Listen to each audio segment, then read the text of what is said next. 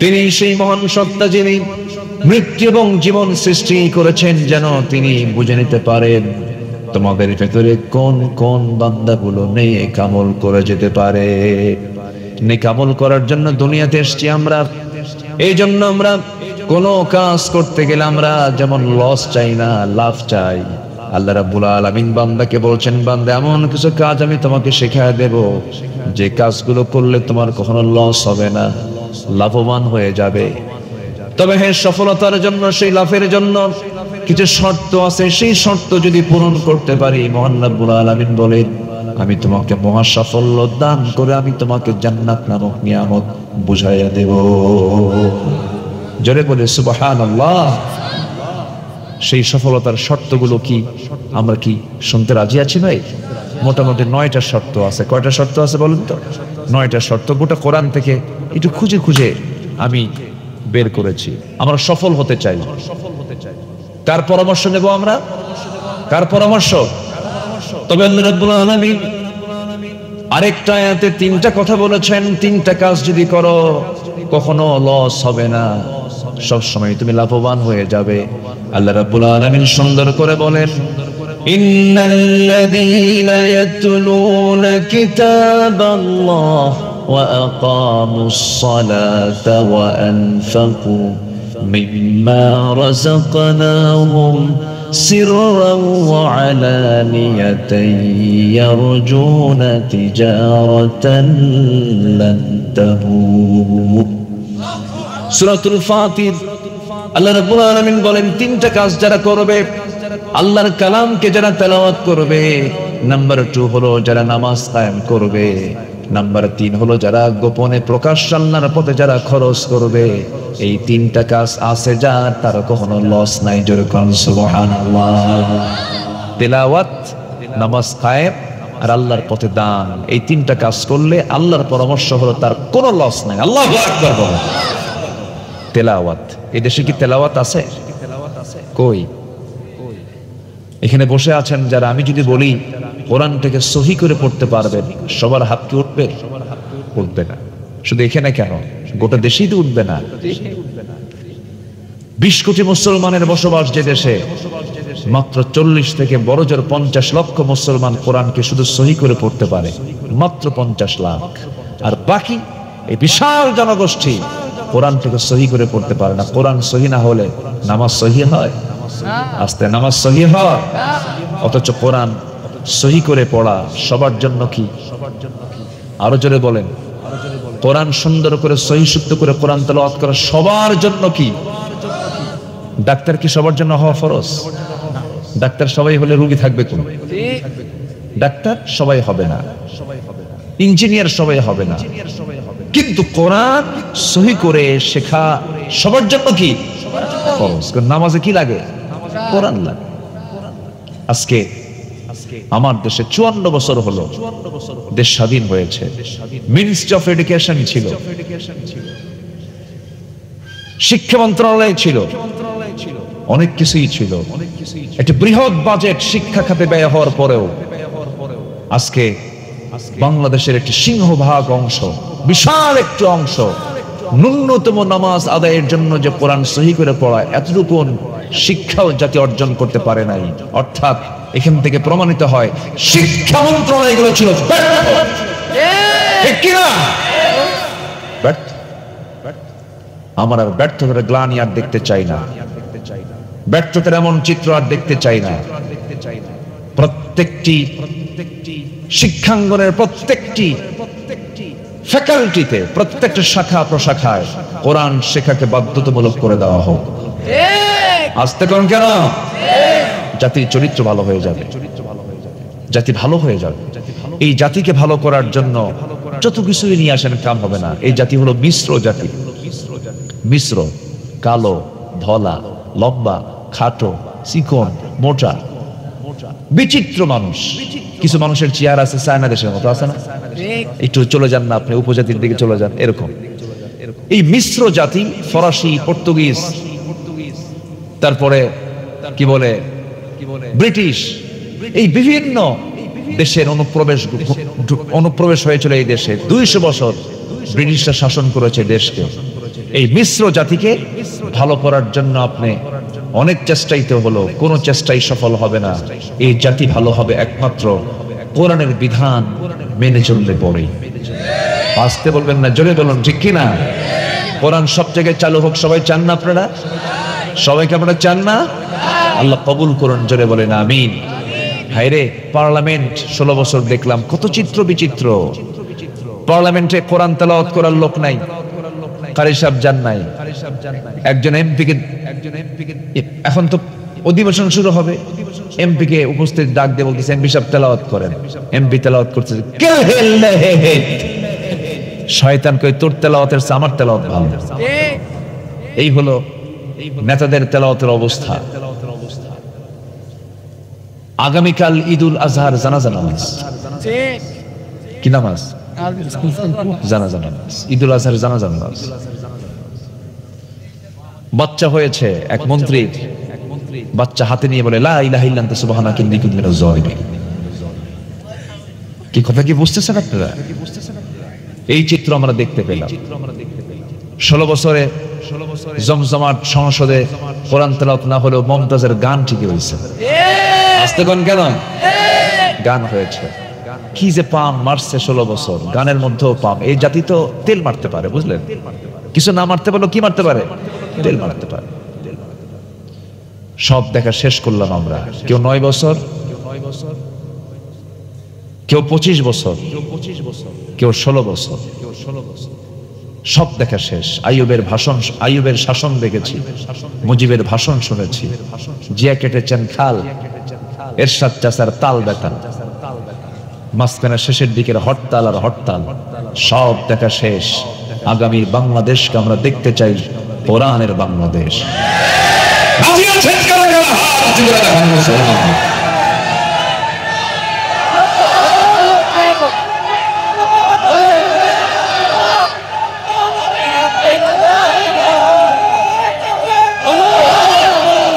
আল্লাহ কবুল করুন, জোরে বলি আমিন। আজকে দেখি আলোচকের মুখেও মাইক, শ্রোতার মুখেও মাইক, বিশাল ব্যাপার। মাশাআল্লাহ, আল্লাহ কবুল করুন। এটা সাতক্ষীরাতেই সম্ভব। খুব ভালো আপনারা। আমরা কি সফল হতে চাই? তো নাকি সফল হতে চাই? 9টা শর্ত। কয়টা শর্ত? 9টা। একটাও কি কইছি? একটাও বলিনি, কেবল শুরু। নুরু শুরু। আলহামদুলিল্লাহ। কোরআন তো দরিয়া, অনেক বড় আলোচনা কোরআনের। তলাবিহীন, তলাহীন একটা সাগর, যার কোনো তলা নাই। যেরকম সুবহানাল্লাহ, বিশাল একটা কিতাব। আল্লাহ রাব্বুল আলামিন বলেন, সফল যদি হতে চাও, যেখান থেকে তেলাওয়াত দিয়ে শুরু করেছে মহান রাব্বুল আলামিন বলেন, ইন্নাল্লাযীনা আমানু ওয়া আমিলুস সালিহাতি লাহুম জান্নাতুন তাজরি মিন তাহতিহাল আনহার যালিকাল ফাওজুল কাবীর। জোরে বলুন আল্লাহু আকবার। এক নম্বর হলো নিঃসন্দেহে যারা ঈমান আনবে এবং নেক আমল করবে তাদের জন্য আমি আল্লাহ রাব্বুল আলামিন স্থায়ী জান্নাত রেখে দিয়েছি। এমন পার্মানেন্ট জান্নাত যার নিচ দিয়ে নহর প্রবাহিত। 4টা নহর থাকবে জান্নাতে। কয়টা নহর বলেন? 4টা নহর থাকবে। দুধের নহর থাকবে, মধুর নহর থাকবে, শরাবের নহর থাকবে, পানির নহর থাকবে। হয়তো মনে মনে বলছেন হুজুর শরাব, কোন ধরনের ড্রিঙ্কস থাকবে সেখানে? পচা মদ থাকবে না, যা খায় লিভার নষ্ট হবে, চোখ লাল হয়ে যাবে, বেহুশ হয়ে যাবে, এমন কোনো মাদক সেখানে থাকবে না। এমন শরাব সেখানে থাকবে, যে শরাব, যে জুস, যে লিকুইড পান করলে পরে, যে ড্রিঙ্কস পান করলে পরে ওই জান্নাতে যুবকের যৌবন ডাবল ডাবল, দ্বিগুণ দ্বিগুণ হয়ে যাবে। জোরে বলি সুবহানাল্লাহ। দুনিয়ার খাবার খেলে মানুষ বুড়া হয়ে যায়, শিশু ধীরে ধীরে কিশোর হয়ে যায়, যুবক ধীরে ধীরে বয়সের দিকে চলে যায়।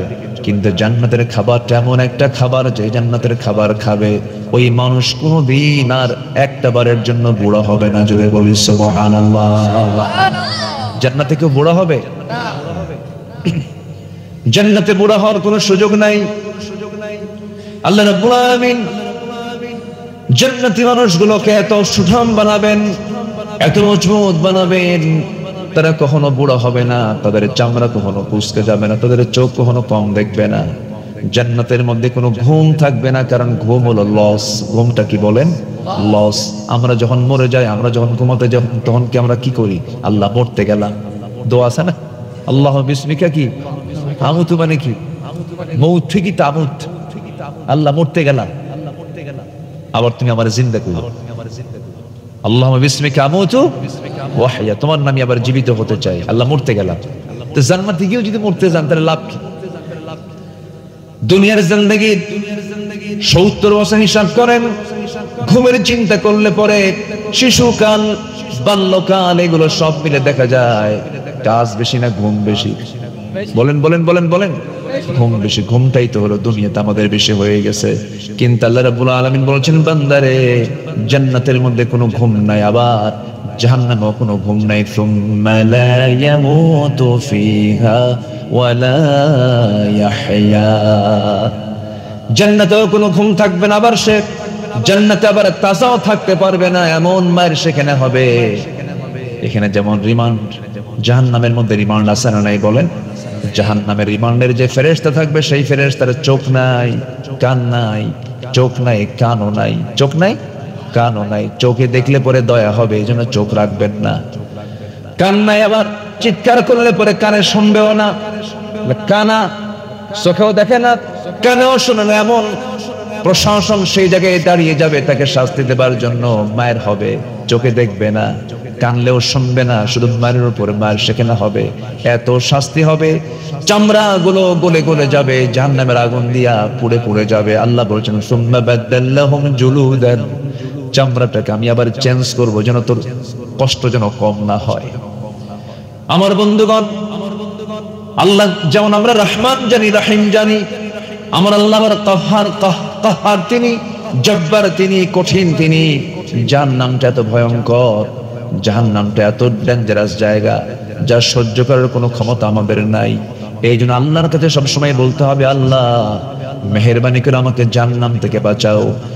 والذين يبيتون لربهم سجدا وقياما والذين يقولون ربنا اصرف عنا عذاب جهنم إن عذابها كان غراما إنها ساءت مستقرا ومقاما। আমার বন্ধুগণ, জাহান্নামটা তো টকবক করতেছে, জাহান্নামটা তো ভয়ঙ্কর হবে, বান্দা কোনো কুল কিনারা পাবে না। জাহান্নামটা এত ভয়ঙ্কর হবে, এত বড় হবে। এই যে বিশাল সূর্য দেখতে পাচ্ছেন, এই সূর্যটা জাহান্নামের মুখে যদি নিক্ষেপ করে দেওয়া হয়, অবলীলায় এই সূর্য জাহান্নামের মধ্যে হেরে যাবে। এত ভয়ঙ্কর সেই জাহান্নাম। সেই জাহান্নাম থেকে বাঁচার জন্য আমাকে আপনাকে সবচেয়ে বড় পুঁজি, সফল যদি হতে চান, স্থায়ী জান্নাত যদি আমরা পেতে চাই, একটা আমল আমাকে আপনাকে করতে হবে, একটা কাজ করতে হবে, তা হলো ভালো করে ঈমান আনতে হবে এবং নেক আমল করতে হবে। আমার ভাইরা, আমার বন্ধুগণ, ঈমান আছে আমল নেই, লাভ হবে না। আমল আছে ঈমান নেই, তাও লাভ হবে না। একটা প্রশ্ন করব, সবাই শুনবেন, উত্তর দিবেন। বলুন তো, আমার দেশে নামাজি বেশি না ঈমানদার বেশি?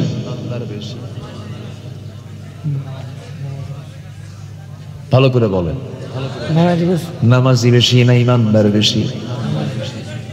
নামাজ না পড়ি ঈমান আছে বলে, এরকম বলে। নামাজ না পড়ি ঈমান আছে। এখন বলেন, নামাজি বেশি না ঈমানদার বেশি? ঠিক আছে না? ঈমানদার বেশি। নামাজ নাই কিন্তু ঈমান আছে, এবং চাপাও খুব শক্ত, এত শক্ত চাপা, চাপার উপরে ট্রাকের চাকা পড়লেও চাপা ভাঙবে না, এত শক্ত চাপা। নামাজ পড়ে না কিন্তু হিম্মত দিয়ে বলে আমি মুসলমান। অথচ আমার নবীজি বললেন, আল ফারকু বাইনাল মুমিন ওয়াল কাফির তারকুস সালাহ, মুমিন এবং কাফিরের মাঝে পার্থক্য সৃষ্টিকারী হলো নামাজ। নামাজ পড়বে মুমিন, নামাজ না পড়বে সে কাফির। আল ফারকু বাইনাল মুমিন ওয়াল কাফির তারকুস সালাহ। মান তারাকা সালাতান মুতাআম্মিদান ফাকাদ কাফার, যে ব্যক্তি ইচ্ছাকৃত এক ওয়াক্ত নামাজ ছাড়লো সে যেন কুফরি করলো। আমার বন্ধুগণ, আমার আল্লাহ সবচেয়ে বেশি খেপে যান, সবচেয়ে বেশি রেগে যান বান্দা যখন কি করে বলেন? নামাজ ছেড়ে দেয়। জাহান্নামে যাওয়ার এক নাম্বার কারণ কি বলেন? যারা নামাজ এক নাম্বার কারণ কি বলেন? নামাজ। তাহলে আমার দেশে এখন সবচেয়ে বড় অপরাধ হচ্ছে কি বলেন? বলেন কি ছেড়ে দেওয়া? নামাজ ছেড়ে দেওয়া। তাহলে এই দেশের এখন যত অপরাধ আছে আল্লাহর দৃষ্টিতে আখিরাতের জন্য বাংলাদেশে ধরুন আজকে যত অপরাধ হয়েছে সবচেয়ে বড় অপরাধ হলো কি অপরাধ বলেন? নামাজ ছেড়ে দেওয়া। আচ্ছা বলেন তো, নামাজ ছেড়ে দেওয়ার মতো এত বড় অপরাধকে নিয়ে সব দল কি চিন্তা করে? সব দল কি চিন্তা করে? কিন্তু কিছু দল আছে চিন্তা করে, আছে কিনা বলেন? আছে কিনা বলেন? সেটা কি অন ইসলামী দল না ইসলামী দল? অন ইসলামী দল না ইসলামী দল? আপনি কেমন মুসলিম? আপনি ইসলামী দল করেন না, আপনার মুসলমান সোজা কথা।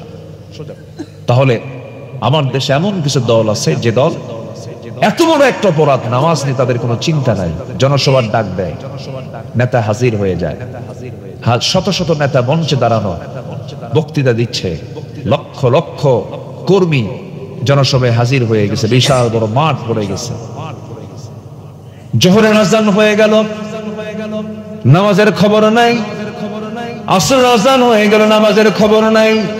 তাদের দলীয় যে কর্মসূচি, যে কার্যসূচির ভিতরে নামাজের কোনো এজেন্ডা নাই, 20 মিনিটের জন্য নামাজের বিরতি এমন কোনো কথাও নাই। যে দল করতে গেলে দলের নেতার নামাজের খবর থাকে না, নামাজের কোনো কর্মসূচিও থাকে না, সেই দলের নেতৃত্বকে মানা যাবে না। আর সেই সমস্ত বেনামাজি নেতৃত্বের মুখে আমরা জুতা মারি, থুতু মারি। দরকার নাই, খামাখা জাহান্নাম যাবো কেন? ওই দল করে জাহান্নাম যাওয়ার দরকার আছে? আস্তে জাহান্নাম যাওয়ার দরকার আছে? রাগ করতেছেন মনে হয় আপনারা। হুজুর এগুলো কি কম? এগুলো তো শুনতে আসি নাই, এগুলোই শুনতে হবে। ঠিক, জাহান্নাম থেকে বাঁচতে হবে ভাই। সবচেয়ে বড় চ্যালেঞ্জ হলো জাহান্নাম থেকে বাঁচা। জাহান্নাম থেকে বাঁচা মানে আপনি সফল। ফামান যুহজিহা আনিন নার ওয়া উদখিলাল জান্নাত ফাকাদ ফাজ। জাহান্নাম থেকে বেঁচে যে জান্নাতে ঢুকলো সেই তো সফল। আল্লাহু আকবার। এজন্য জান্নাতে আমাকে ঢুকতেই হবে, জান্নাতে আমাকে প্রবেশ করতেই হবে। সবাই কি জান্নাতে যেতে রাজি আছেন? সবাই কি জান্নাতে যেতে রাজি আছেন? জাহান্নাম থেকে বাঁচার জন্য যে কাজগুলো তা করতে হবে। জাহান্নাম থেকে বাঁচার জন্য এক নাম্বার কাজ হলো, বলুন কি? বলুন বলুন বলুন বলুন। সবাই কি নামাজ 5 ওয়াক্ত পড়তে রাজি আছেন তো ইনশাআল্লাহ? যার বউ নামাজ পড়ে না কি করবেন বলেন? কি করলো? হায় হায়, এই তো অ্যাকশন, এই তো কঠিন অবস্থা। মারবেন বউরে? একটু দাওয়াত দেন, একটু বুঝাবেন যে তুমি নামাজ পড়ো, আমিও নামাজ পড়ি, একটু দাওয়াত দেন। আগে পিটবেন? এটা কেমন কথা? আগে মারা যাবে না? আগে কেন? পরেও মারা যাবে। হয়তো ভাববেন যে হুজুর তো আবার পরে এবার মারতে কইছে, মারবো। আগেও না পরেও না। বউকে মারবেন কেন? সন্তানগুলোর সামনে বউকে মারবেন, সন্তান আপনাকে ভালো বলবে? আস্তে ভালো বলবে? বলেন তো, ভালো বলবে না। এটা খুব ছোট কাজ। মেরে আপনি মানুষকে ভালো করতে পারবেন না, আদর করে ভালো করতে পারবেন। সুবহানাল্লাহ বলবেন না? এটা আদর দেন। মানুষ তো আদর চায়, মানুষ ভালোবাসা চায়, মহব্বত চায়। অন্যের বউ না, কিন্তু নিজের বউ, এটা যেন মনে থাকে। আবার একটু কান লাগান। তাহলে বউ নামাজ পড়ে না বলবেন, রাজি আছেন তো সবাই? ছেলে স্কুলে যায় কি যায় না, এটা আগে না নামাজ পড়ে না কোনটা আগে বলেন? আগে কোন খবর নিবেন? স্কুলে যাওয়ার, মাদ্রাসায় যাওয়ার, না নামাজের? কিসের খবর আগে? নামাজ দিয়ে সাজান, সবকিছু দেখবেন সব ঠিক হয়ে গেছে। ফজরের মুসল্লি নাই, ফজরের মুসল্লি পাওয়া যায় না। মসজিদ পাকা পাকা, শীতাতাপ নিয়ন্ত্রিত, টাইলস বানানো, চকচকা মসজিদ, আজানের সুমধুর, মুসল্লি নাই। মুসল্লি 3 জন, ইমাম, মুয়াজ্জিন, খাদেম। যদি এদের চাকরি না থাকতো এই 3টাও থাকতো। বাস্তব বলছি, বাস্তব বলছি আমি। জীবনযাত্রা, মানুষের লাইফ স্টাইল তো চেঞ্জ হয়ে গেছে। মানুষ ঘুমাতে যায় রাত 3টার দিকে, ঠিক বলেন ঘুমাতে যায় কটার দিকে বলেন? আচ্ছা ছাগল আগে ঘুমায় না কুত্তা আগে ঘুমায়? ছাগলের আস্তে কয়, আস্তে কয়, আস্তে কয়। ছাগলের ঘুমটা কার আগে বেশি বলেন? ছাগল আগে ঘুমায় না কুত্তা আগে ঘুমায়? ছাগলের কুত্তা কি রাতে ঘুমায়? হ্যাঁ কুত্তা কি করে সারা রাত? আর যে ছাগলটা খাওয়া হালাল সেটা একদম ইমানদার মুমিন বান্দার মতো সে সময় মতো আগের বেলায় সে ঘুমিয়ে পড়ে ঠিক এবং ঠিক ফজরের সময় সে আওয়াজ দিয়ে মালিককে উঠায় বলে নামাজ পড়ে।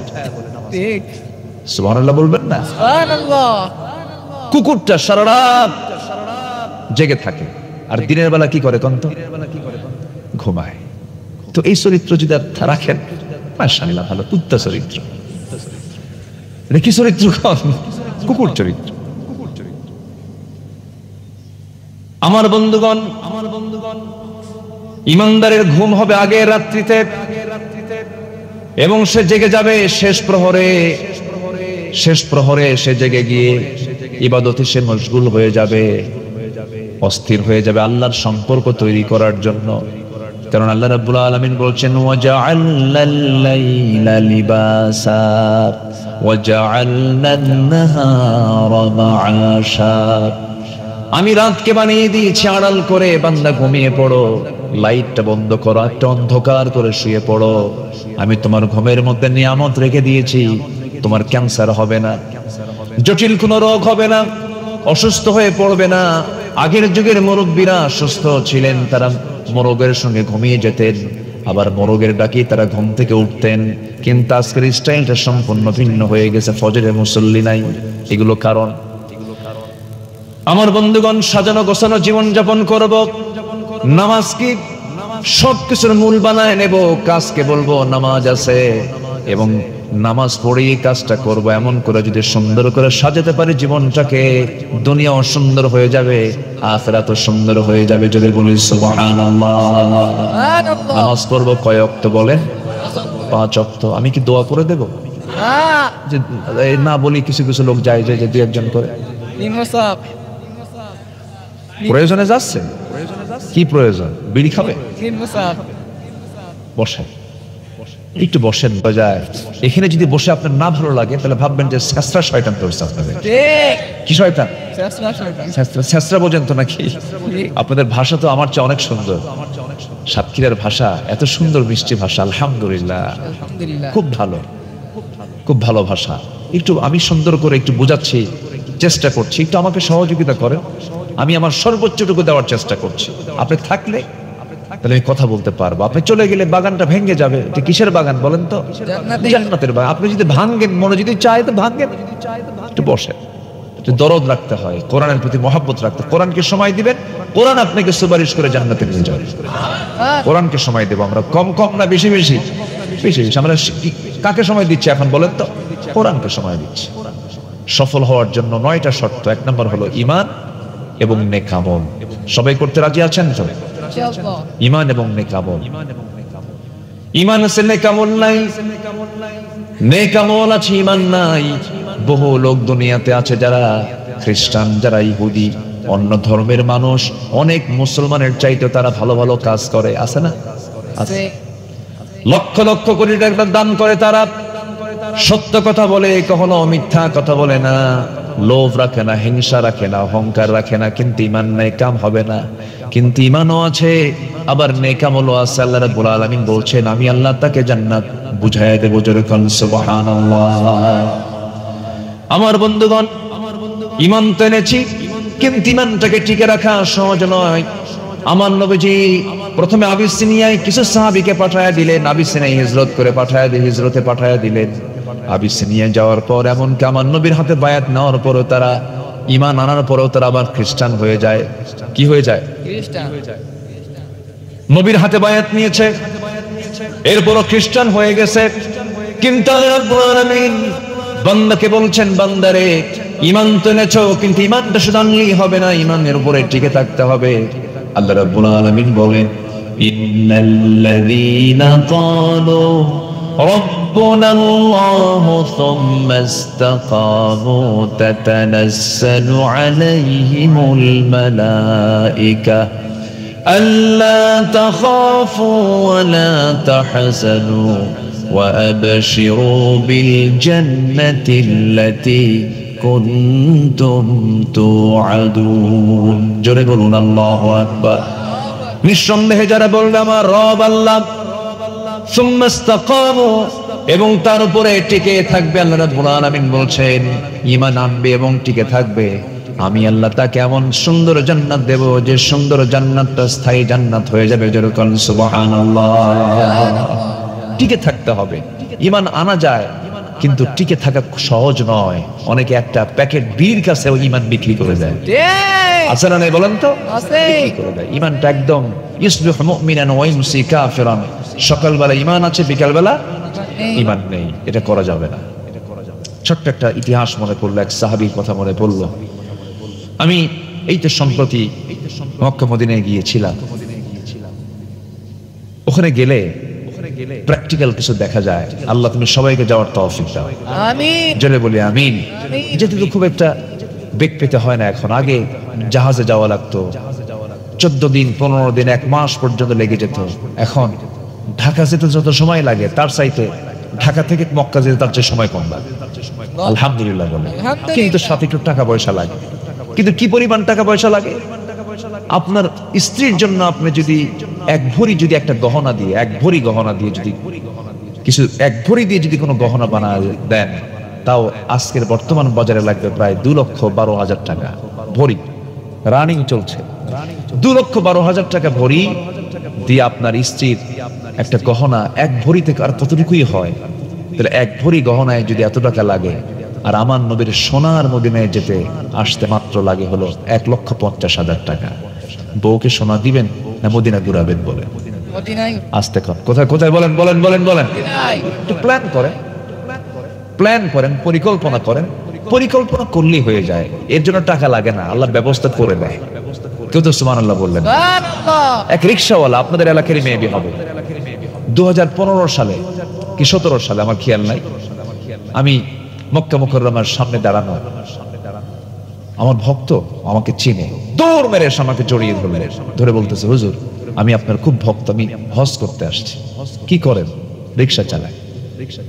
রিকশা চালান আপনি কেমনে আসলেন হুজুর 15 বছর প্রত্যেক দিন 20, 30, 40, 50 টাকা পর্যন্ত জমা করেছি একটা টাকা হাত দিন ওই জায়গায় যেদিন টাকা পূরণ হয়ে গেছে জমা দিছি হজে আসছি সুবহানাল্লাহ কেউ তো আলহামদুলিল্লাহ বললেন না আলহামদুলিল্লাহ তাহলে ইচ্ছা থাকলে কি হয় ভাই লাগে উপায় চেষ্টা করবেন হয়ে যায় মদিনা গেলে হাঁটলেও মনে হয় রাসূল এই দিক দিয়ে হেঁটেছেন সুবহানাল্লাহ আল্লাহু আকবার ইমাম মালিক রাহমাতুল্লাহ আলাইহি কখনো জুতো পায়ে হাঁটতেন না মদিনায় ইমাম মালিককে বলা হলো ইমাম মালিক মদিনায় হাঁটতেনি তুমি জুতা পায়ে না হেঁটে খালি পায়ে হাঁটো কেন কেঁদে কেঁদে বলতেন আহারে এই সোনার মদিনায় আমি কেমনে জুতা পায়ে হাঁটবো কারণ এই মাটির নিচেই শুয়ে আছেন আমার প্রাণ প্রিয় নবী আমার বন্ধুগণ সোনার মদিনা প্রাণের মদিনা আমার সবচেয়ে প্রাণের চেয়েও প্রিয় রাসূল সেখানে শুয়ে আছেন আজ থেকে 1,500 বছর আগে দাফন হয়েছে তাকে দাফন করা হয়েছে সেই নবীর প্রতি সবচেয়ে বেশি মহব্বত যারা দেখিয়েছেন তারা হলো সাহাবীরাও তার পাশে শুয়ে আছেন ওই সাহাবীদের ভিতরে একজন সাহাবীর কথা মনে হয়ে গেল দেখেন কি পরিমাণ প্রেম নবীর প্রতি তারা দেখিয়েছেন ঈমানটা তাদের কত মজবুত ছিল নতুন দিন গ্রহণ করেছেন বাপ জন্মের পূর্বে মারা গেছে চাচার হাতে মানুষ হয়েছেন কালিমা পড়ে মুসলমান হলেন চাচা জেনে গিয়ে বলতেছে ভাতিজা শুনলাম তুমি নাকি কালেমা পড়েছো এবার ভাতিজা বলছে চাচা শুনবেন কেন আমি চাই আপনি জাহান্নাম থেকে বাঁচেন আমি কালেমাওয়ালা হয়েছি আপনি কালেমাওয়ালা হয়ে আপনি দিনের পথে চলে আসেন এই কথা শোনার সঙ্গে সঙ্গে চাচা খেপে গিয়ে বলছে ভাতিজা নিজে তো বড় অন্যায় করে ফেলেছ আবার আমাকে অন্যায় করতে বলো বাপ দাদার ধর্মে আমি চুনকারি মারতে চাই না তুমি দিনটা ছেড়ে দাও তুমি ইসলামটা ছেড়ে দাও ভাতিজা বলছে চাচা জীবন দিয়ে দেব কিন্তু ঈমান দিতে পারবো না। একটু জোরে বলুন সুবহানাল্লাহ। জীবন দেব কি দেব না? ইসলাম ঈমান দেব না। চাচা খেপে গিয়ে রেগে গিয়ে থাপ্পড় মেরে জমিনে ফেলে দিল। ফেলে দিয়ে বলছে ভাতিজা যত সম্পত্তিগুলো তোর নামে আমি দিয়েছিলাম তুই কি জানিস এই ঈমানটা না ছাড়লে পরে সমস্ত সম্পত্তি আমি তোর কাছ থেকে জোর করে নিয়ে নেব। ভাতিজা মুসকি মুসকি হাসি মারে বলে চাচা জোর করবেন কেন, আমার তো ঈমান আছে, আমি স্বেচ্ছায় আমার সমস্ত সম্পদগুলো আমি আপনার হাতে তুলে দিলাম, লাগবে না আমার এগুলো আমার দরকার নাই। চাচা খেপে গিয়ে রেগে গিয়ে গায়ের জামাটা টেনে ছিঁড়ে ফেললো, পরনের লুঙ্গিটা পর্যন্ত তার দেহ থেকে খুলে নিল, উলঙ্গ করে ঘাড় ধাক্কা দিয়ে রক্তাক্ত করে ঘর থেকে বের করে দিয়েছে। উলঙ্গ দেহ নগ্ন দেহ নিয়ে মার দরজায় গিয়ে নক করে বলছে মা দরজা খুলো। দরজা খুলাই এবার সন্তান বলছে মা আমার দিকে তাকায়ও না, আমার চাচা দিন গ্রহণ করার কারণে সম্পদ তো নিয়েছে, আমার লুঙ্গি পর্যন্ত খুলে নিয়েছে, দেখো তো মা ঘরের মধ্যে কোনো কাপড় এক টুকরো কাপড় হলো চলবে আছে নাকি? ঘরের মধ্যে এক খণ্ড চাদর পাওয়া গেল, সেই চাদরখানা দিয়ে কোনো মতো তিনি সতর ডাকলেন। এবার বলছেন মা আমি আর কোথাও থাকবো না, আমার কোথাও ভালো লাগে না, আমার সবচাইতে প্রিয় দরবার হলো আমার প্রাণ প্রিয় নবীর দরবার মদিনা। জোরে কোন সুবহানাল্লাহ। চললাম মদিনার দিকে, মা দোয়া করো। মক্কা এবং মদিনার ঠিক মাঝখানে তার বাড়ি। আস্তে আস্তে রওনা করবেন, কিন্তু প্রচন্ড ঠান্ডার সময়। ওই আরবে বছরে 2 থেকে 3 মাস, 1 মাস 2 মাস হয়, প্রচন্ড ঠান্ডা থাকে, হাড় কাঁপানো শীত থাকে। ওই সময় শীতকাল চলে, ওই শীতের ভিতরে এই সাহাবী নগ্ন দেহ নিয়া, গায়ে কোনো কাপড় চোপড় নাই, শুধু এক খণ্ড কাপড় দিয়ে তিনি সতরটা রেখেছেন। কোনো মতো রওনা দিয়ে পায়ে হেঁটে হেঁটে মদিনা পর্যন্ত চলে আসলেন। নবীর দরজা এসে নক করলেন, দরজা খুলে গেল। রাসূল দেখলেন হাত পা কাঁপতেছে, কিচ্ছু জিজ্ঞাসা করলেন না। ভিতরে ঢুকলেন, সুন্দর 2টা জুব্বা, তার ব্যবহৃত সবচেয়ে উত্তম জুব্বা 2টা, উত্তম কাপড় 2টা তার জন্য বরাদ্দ করলেন। বাইরে এসে বলছেন ও আল্লাহর গোলাম ঠান্ডায় কাঁপতেছ, আমার জুব্বাটা তুমি তোমার গায়ে দাও। জুব্বা গায়ে দিলেন সাহাবী। রাসূল বলছেন কি হয়েছে? সব তিনি খুলে বললেন। রাসূল বলেছেন ও আমার সাহাবী আব্দুল্লাহ, তোমার চাচা তোমাকে উলঙ্গ করে দিয়েছে, বস্ত্রহীন করেছে, আর বিশ্বনবী তার জুব্বা মোবারক তোমাকে দান করে দিয়েছে। জোরে করুন সুবহানাল্লাহ। ও আমার আব্দুল্লাহ তুমি কি চাও বলো? তিনি বলছেন হুজুর আপনি আমার জন্য একটু দোয়া করুন, আপনি দোয়া করলেই হয়ে যাবে। আমার নবীজি হাত উঁচু করে দোয়া করছেন, আল্লাহ এই আব্দুল্লাহর দিন গ্রহণ করতে যে পরিমাণ কষ্ট করতে হয়েছে, আল্লাহ আমার আব্দুল্লাহর জান মালকে তুমি আল্লাহ কাফের বেঈমানদের জন্য হারাম করে দাও। এই কথা শোনার সঙ্গে সঙ্গে সাহাবীর মনটা খারাপ হয়ে গেল। সাহাবী কাঁদতে কাঁদতে বলছেন ইয়া রাসূলুল্লাহ, আমার গোটা জীবনের চাওয়া হলো আমি যেন শহীদ হয়ে আল্লাহর দরবারে হাজির হতে পারি। আপনি কাফের বেঈমানদের জন্য আমার জানমালকে হারাম করে দিলেন, এই দোয়া করলেন, মানে কাফেররা আমাকে মারতে পারবে না, আমি শহীদ হতে পারবো না। রাসূল কেঁদে কেঁদে বলছেন সাহাবী রে, ওয়া ইম্মা তাআলা ফিরাশিহি, তোমার মউতটা যদি বিছানা হয়ে থাকে আল্লাহ রাব্বুল আলামিন তোমাকে শহীদের দরজা দিয়ে দিবে। জোরে কান সুবহানাল্লাহ। আমার নবীজি তার হাতে কোরআন তুলে দিলেন, কোরআনটা হাতে নিয়ে চলে গেলেন আসহাবে সুফার ভিতরে চলে গেলেন। নবীজির পাশে একটা টিম ছিল, সেই টিমটার ঘর নাই, বাড়ি নাই, খাবার নাই, দাবার নাই, তার মেহমান হয়ে থাকতো। নবীজির ঘরের পাশেই তারা থাকতো, আসহাবে সুফার সদস্য তারা। আমার নবীজির কাছে যে সমস্ত খাবারগুলো হাতিয়ে শুরু আসতো তিনি তাদের মাঝে মাঝে মাঝে বন্টন করতেন। দিন পার হয়ে যেত, ক্ষুধা থাকতো, খাবার থাকতো না।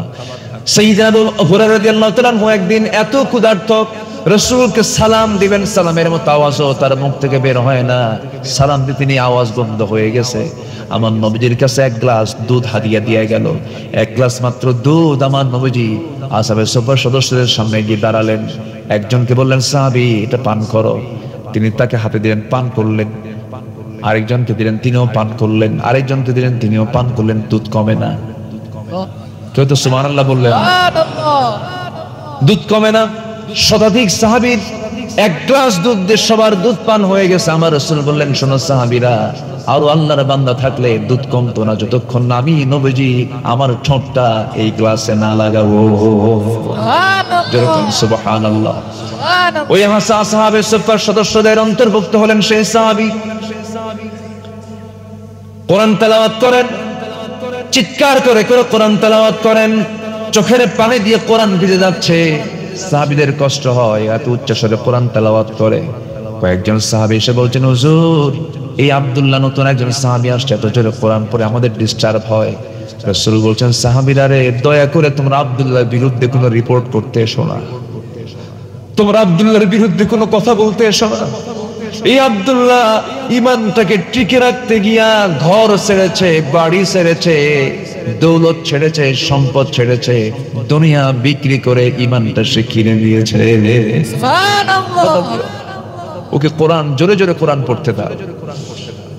যুদ্ধে গেলেন, আমার রাসূল বললেন, আব্দুল্লাহ চলো, তুমিও চলো যুদ্ধে যাই। একসঙ্গে নিয়ে গেলেন। অভিযান শেষ হলো, ফেরত আসতেছেন। ফেরত আসার পথে হঠাৎ করে আমার নবীর কানে সংবাদ আসলো, হুজুর আপনার সেই প্রিয় সাহাবী আব্দুল্লাহ খুব অসুস্থ। আমার নবীজি একটু অবাক হয়ে গেলেন আর বললেন, দেখো তো আমার আব্দুল্লাহর জন্য খুব উত্তম নার্সিং করো, তোমরা সেবা করো। সাহাবীরা খুব চেষ্টা করলেন। 3 দিন পর নবীর কাছে সংবাদ চলে এলো, হুজুর নিষ্ফল চেষ্টা হলো না, আব্দুল্লাহ দুনিয়া থেকে বিদায় হয়ে গেছে। আমার নবীজি কেঁদে ফেললেন, বলছেন, সাহাবীরা শোনো, আমার আব্দুল্লাহর জানাজার আয়োজন করো, জানাজার নামাজটা কেউ পড়াবে না, আমি রাসূল তার ইমাম হয়ে যাব। জানাজায় দাঁড়ায় গেছেন মুজাহিদরা, সব মুজাহিদ সাহাবী। আমার নবীজি সব পেলাশ রাসূলের জানাজা পড়ান শেষ করলেন।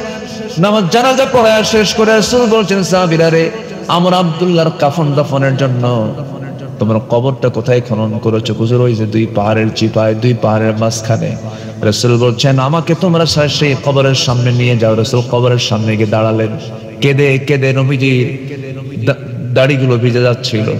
আমার নবীজি কাঁদতেছিলেন আর বলছেন, সাহাবীরা রে, আমার আব্দুল্লাহর কবরে আমি আজকে কাউকে নামতে দেব না, আমি রাসূল নিজে কবরে নামবো। এই কথা বলে রাসূল নিজে কবরের মাটিতে নামলেন। নামে হাতটা গায়ে দিলেন আর বলছেন, আবু বকর কোথায়? হুজুর এই যে আমি, আমার ডানে নামো। ওমর তুমি কোথায়? আমার বামে নামো। কয়জন নামলেন? বলেন কয়জন? বলেন। এই 3 জন তো সাধারণ মানুষ না। কবরবাসীর কি ভাগ্য, 3 জন বিখ্যাত মানুষ কবরের ভিতরে নেমেছেন। আমার নবীজি 2টা হাত আগায় দিলেন, বলছেন, সাহাবীরা, আমার কলিজার টুকরা সাহাবী আব্দুল্লাহর লাশটা আমার হাতে তুলে দাও। নবীজি লাশটা ধরলেন, বলছেন, আবু বকর মাথা ধরো, ওমর পাটা ধরো। কবরে শয়া দিলেন। কবরে শয়া দিয়া বুকের উপরে হাত রেখে আকাশের দিকে তাকায় বলছে, আকাশের মালিক আল্লাহ, এই মুহূর্ত পর্যন্ত আমি আব্দুল্লাহর উপর, আমি বিশ্বনবীর রাজি আছি, সন্তুষ্ট আছি, আমি খুব খুশি। আল্লাহ তুমি খুশি হয়ে যাও, আল্লাহ তুমি মাফ করে দাও, আমার আব্দুল্লাহর কবরকে জান্নাতের টুকরা বানায় দাও।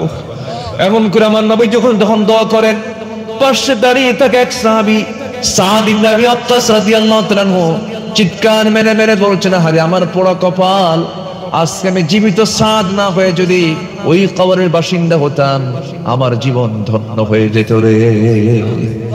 আমার ভাইরা, জীবনটাকে সুন্দর করে সোনালী বানায় ফেলবো, গোছানো বানায় ফেলবো। এলোমেলো জীবনের কোনো মূল্য নাই। সাজানো গোছানো জীবন তখনই হবে যখন বান্দা ঈমান আর নেক আমল করবে। জোরে বলে সুবহানাল্লাহ। সফল হওয়ার জন্য শর্ত কয়টা বলেন? 9টা। বলেছি কয়টা?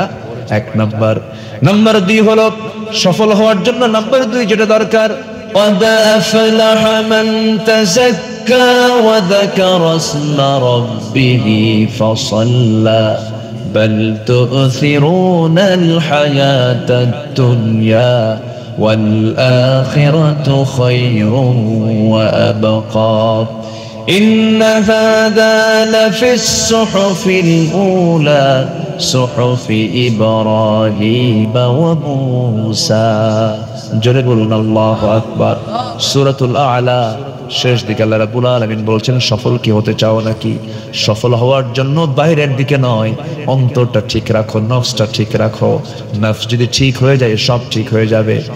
বান্দার যদি এই ভিতরটা, এই রূহটা যদি ঠিক হয়ে যায়, নফসটা যদি ঠিক হয়ে যায়, বান্দার সব ঠিক হয়ে যাবে। আল্লাহ বাহ্যিক কিছু দেখবেন না, লা ইয়ানজুরু ইলা সাওয়ারিকুম ওয়ালা ইলা আজসামিকুম ওয়ালাকিন ইয়ানজুরু ইলা কুলুবিকুম ওয়া আমালিকুম। তোমাদের বাহিরের বাসভূষা দেখবেন না, পোশাক আশাক দেখবেন না, চেহারা দেখবেন না, আল্লাহ দেখবেন তোমার ভিতরের খবরটা কি। জোরে করেন সুবহানাল্লাহ। তোমার ভিতরে যদি হিংসা তৈরি হয় কবুল হবে না, তোমার ভিতরে যদি লোভ তৈরি হয়, অবৈধ কামনা তৈরি হয়, কোনো লাভ হবে না। আমার বন্ধুগণ, ইমানের এই নফসের কিছু রোগ আছে, নফসের রোগ আছে না নাই বলেন? শুনবেন শুনবেন শুনবেন, আগ্রহ আছে? কবুল করুন, জোরে বলি আমিন। একটু বসেন, মাঝে মাঝেই দেখি একটু নড়াচড়া হচ্ছে, একটু বসেন। আমি ভাইকে একটু বলছিলাম একটু আগে ভাগে দিলে ভালো হতো, একটু দেরি হয়ে গেছে, একটু 9টার দিকে উঠলে আর একটু ভালো হয়, কিন্তু উনি বললেন না একটু পরেই উঠবেন আপনি। আচ্ছা ঠিক আছে, উঠান। রাত বেশি হলে মানুষের ভার ভার হয়ে যায়, যে একটু বসেন আর একটু সময় দিবেন না। আপনারা দিবেন নাকি সময় দিবেন না? ইনশাআল্লাহ আল্লাহ কবুল করেন, জোরে বলে আমিন। তাহলে বলেন তো, বাহিরে শুদ্ধতার প্রয়োজন না ভিতরে শুদ্ধতার প্রয়োজন? ভিতরে যদি ঠিক থাকে সব ঠিক। ভিতরটা ঠিক রাখতে হবে। জমি কিনলো একজন আর ঘুম হয় না আরেকজনের, আছে কিনা বলেন? জমি কিনছে, জানো জমিটা কিনলো কেমন, সারা রাত ঘুম নাই আর শুধু মাথা থাপড়ায়, হাই করছে কি করছে কি, আছে কিনা বলেন? এই যে আপনার ভিতরে হিংসা কাজ করছে, এটা হলো নফসের রোগ। এটা কিসের রোগ বলেন তো? নফসের রোগ। এই রোগ থাকা যাবে না। এই রোগ থাকলে পরে সব শেষ হয়ে যাবে।